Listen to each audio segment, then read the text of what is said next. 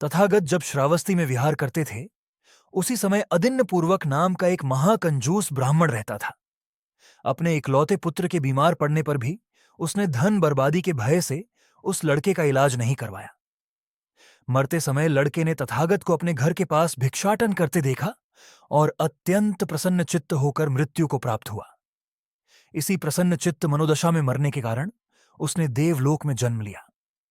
जब अदिन्न को इसका पता चला तो तथागत को अपने घर भोजन पर आमंत्रित किया और कहा कि हे गौतम, आपको बिना दान दिए, बिना पूजा किए, बिना धर्म सुने भी क्या केवल मन के प्रसन्न होने मात्र से लोग देवलोक में उत्पन्न होते हैं?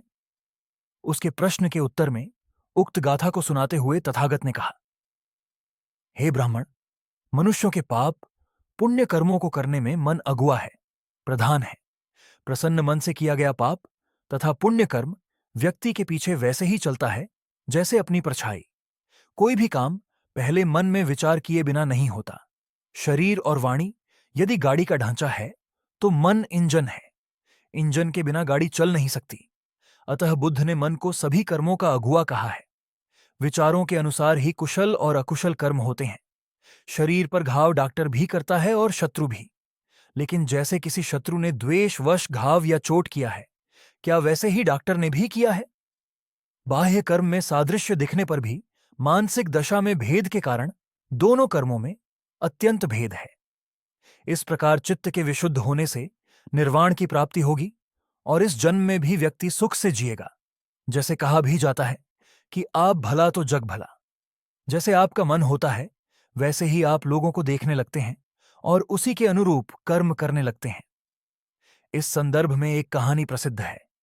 किसी गांव के पहाड़ पर दो गडरिये भेड़ बकरी चराया करते थे। एक दिन वहां से एक व्यक्ति उन दोनों के गांव में जाने के लिए गुजर रहा था, तो उसने उन दोनों से पूछा कि इस गांव के लोग कैसे हैं, क्योंकि मुझे आज रात इसी गांव में ठहरना है।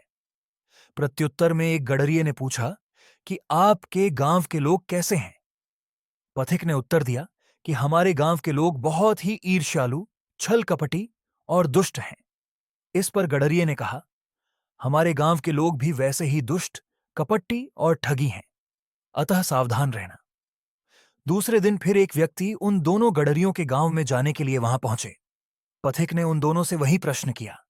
प्रत्युत्तर में गडरिये ने पथिक से पूर्व की भांति वही प्रश्न दोहराया।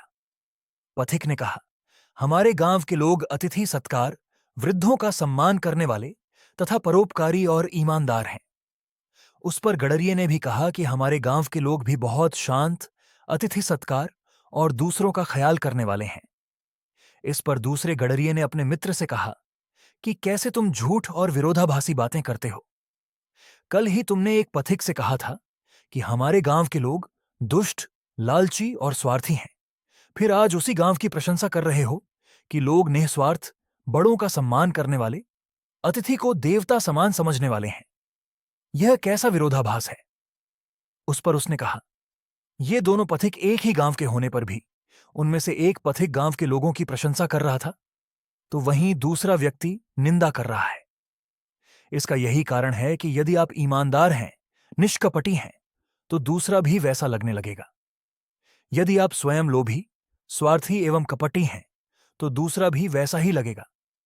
इसीलिए कहा है, यह संसार मनोमय है, अतः मन को नियंत्रित कर अच्छाई की ओर अग्रसर करना चाहिए।